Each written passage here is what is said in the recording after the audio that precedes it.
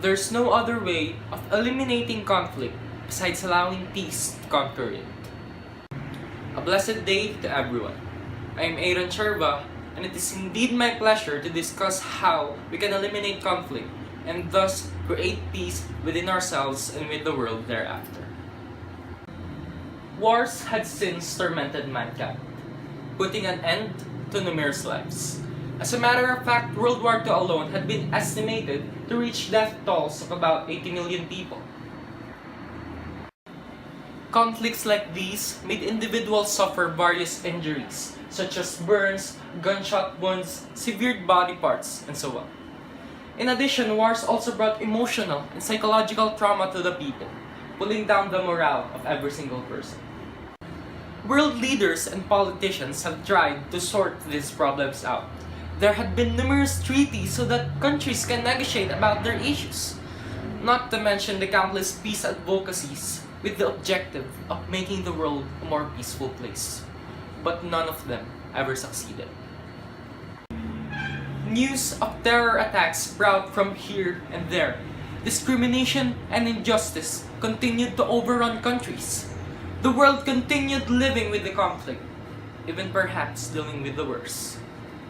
However, the mere reason why the world in its entirety cannot achieve that very peace is because of the fact that there is no individual peace.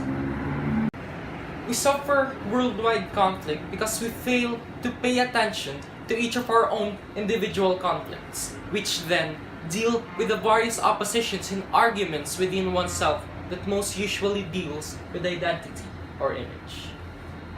What we fail to understand is that these personal conflicts are as deadly as all the worldwide wars we experience. As a matter of fact, according to the United States Centers for Disease Control and Prevention, personal conflicts are shown to be the major factor of deaths due to murder or suicide in the country, as opposed to other serious crimes. The key to finishing all these problems, however, is in our own hands. Because indeed, the peace that the world needs must start individually with its people firsthand. Primarily, in order to create peace within our own individual selves, we must first know and learn who we really are. Because before we can manage conflict with others, we must first learn how to manage the conflict inside us. Psychologists advise that in order to attain personal peace, we must first learn to know how to accept and forgive. There are many things that we want to change but cannot do so, and all we have to do is accept all those. Failure of acceptance only intensifies the conflict within us, disallowing peace to make its way into us. Another way to achieve inner peace is to live in the exact present, because an inability of letting go of the past and tensing ourselves on the inevitability of the future would never help.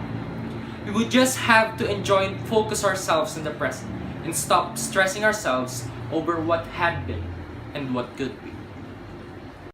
Some would even suggest meditation, freeing ourselves from the stresses brought by the world and thereafter bringing us to peace and serenity.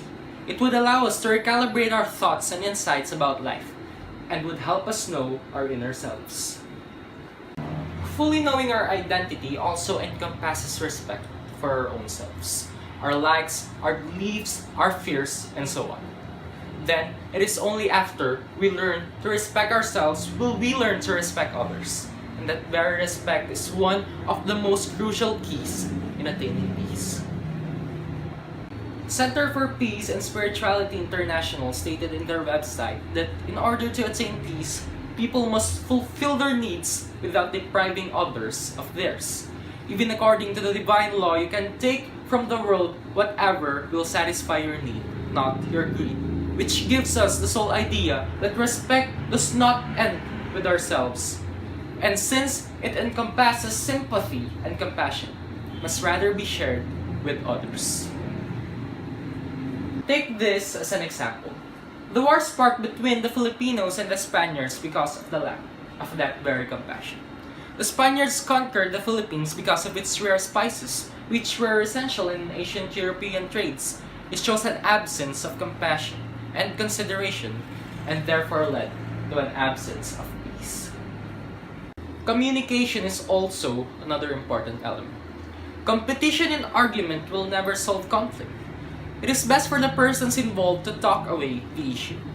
In the end, communication, if done with forgiveness and affection, will therefore allow peace to enter. Another price of peace is tolerance. We live in a world of differences. We are comprised of different races, different religions, different beliefs, and so on. And we have let those differences divide us. In fact, there had been wars because of the absence of tolerance or discrimination in layman's terms. For example, Islamophobia or fear of Muslims gave rise to multiple Muslim-related murders, and Hitler's anti-Semitic authority contributed to high rates of Jewish-related deaths. We have had enough of these conflicts, however. There is no other time to act than now.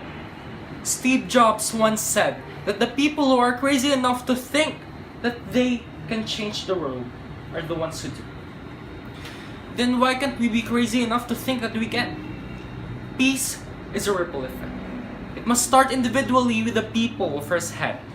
Then if every single one finally learns to create peace, what a better world ours would become. One without pain and conflict, but rather only love and peace. Besides, there's no other way of eliminating conflict besides allowing peace to conquer it.